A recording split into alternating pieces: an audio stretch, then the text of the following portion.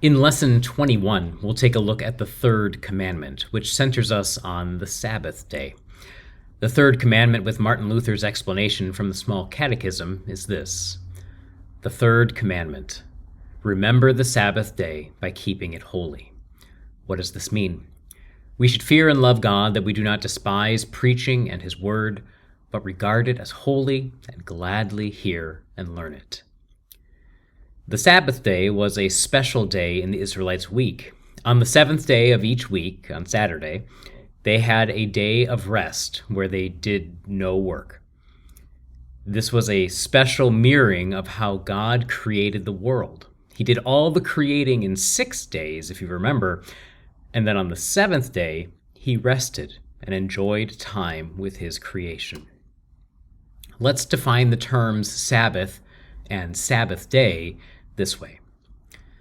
Sabbath, a Hebrew word that means rest. Sabbath, a Hebrew word that means rest. Sabbath day, a day of rest God's Old Testament people observed once a week on Saturday. Sabbath day, a day of rest God's Old Testament people observed once a week on Saturday.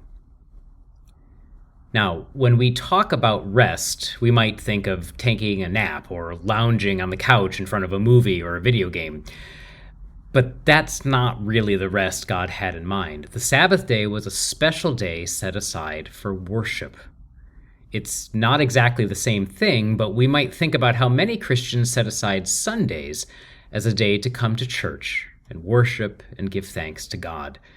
There they find rest, not just for their bodies by not working, but also for their souls by spending time in God's Word.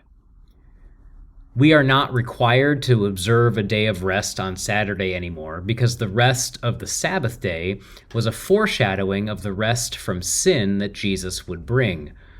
Once Jesus did His work, He fulfilled that law. He fulfilled that picture, so this part of the command became unnecessary. But if you notice, in Martin Luther's explanation to the Third Commandment, he focuses in on the part about God's Word and worship. That part of the Third Commandment is still in focus for us, and that's what we'll spend our time discussing when we get together for class. There we'll see how we worship God in church and how we worship Him with our whole lives. We'll look at the structure of a typical worship service and how its goal in every part is to connect us with God's law and gospel.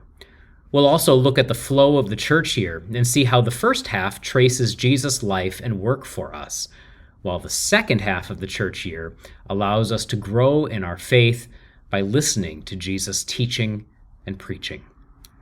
God bless your week until we can enjoy class together.